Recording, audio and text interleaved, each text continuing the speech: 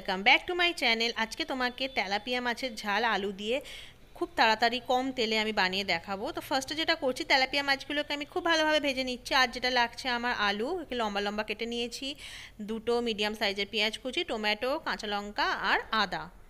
তো মাছগুলো আমার ভাজা হয়ে গেছে, আমি তুলে নিয়েছি।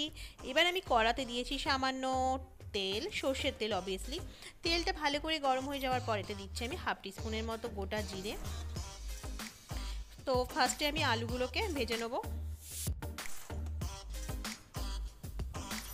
আলু ভাজার পর আমি এখানে দিচ্ছি হাফ টিস্পুনের মতো হলুদ গুঁড়ো দিয়ে একটু আমি খুন্তি দিয়ে নেড়ে নেব।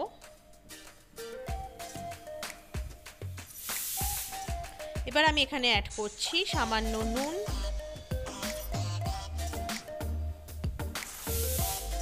এবার আমি কাঁচা লঙ্কাগুলোকে এর মধ্যে দিয়ে দিচ্ছি। তারপর আমি দিচ্ছি পেঁয়াজ কুচি,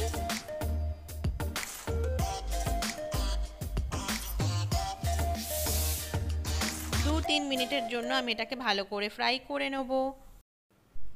এরপর আমি এখানে অ্যাড করব গ্রেটেড আদা। আমার আলুটা মোটামুটি সেদ্ধ হয়েছে। এবার আমি একটা মশলা রেডি করে নেব। দেখো, আমি ছোট বাটিতে নিয়েছি সামান্য জল।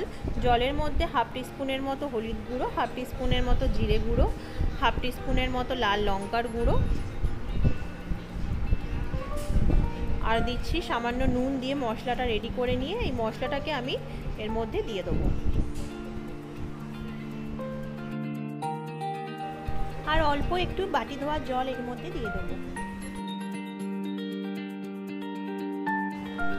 খুব ভালোভাবে মশলাটাও কষে গেছে। এবার আমি অল্প অল্প করে জল এর মধ্যে অ্যাড করব।